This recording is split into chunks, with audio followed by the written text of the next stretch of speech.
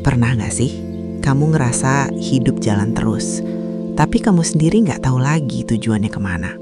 Bangun pagi, sekolah atau kuliah, pulang, scroll HP, tidur, lalu ulang lagi. Hari-hari terasa datar, tapi di dalam kepala justru penuh. Banyak pikiran yang gak selesai, banyak rasa yang gak sempat dipahami. Kamu jalan, tapi seperti gak benar-benar hidup. Dan yang paling aneh, kamu bahkan gak tahu apa yang salah. Cuma ada rasa kosong yang terus ngikutin, diam-diam, tanpa suara. Di usia remaja sampai dewasa awal, semuanya terasa seperti tekanan yang gak terlihat.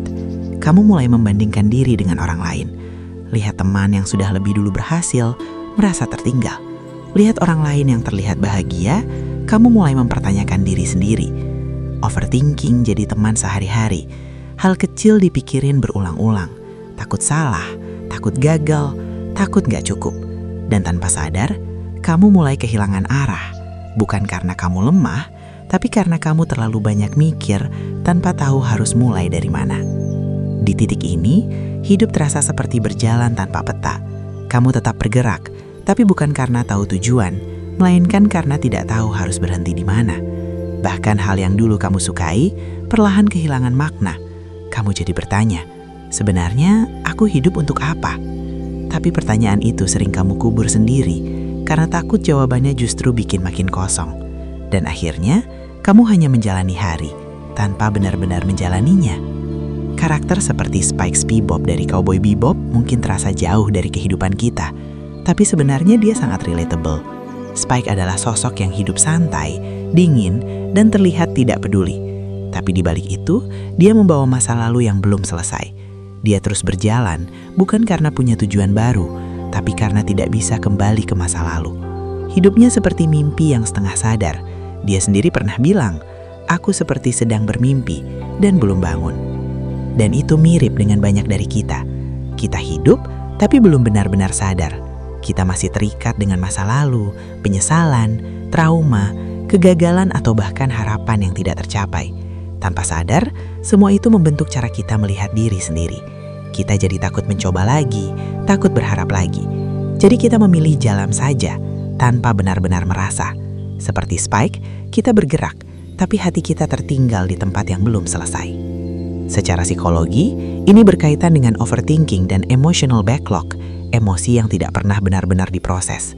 Ketika kamu menahan terlalu banyak perasaan, otakmu akan terus memutar ulang kejadian yang sama, mencoba menyelesaikan sesuatu yang sebenarnya butuh dirasakan, bukan dipikirkan.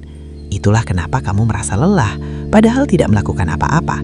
Karena yang capek itu bukan tubuhmu, tapi pikiranmu yang tidak diam.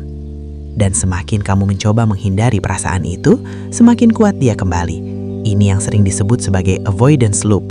Kamu menghindari rasa tidak nyaman dengan distraksi, HP, hiburan, tidur berlebihan.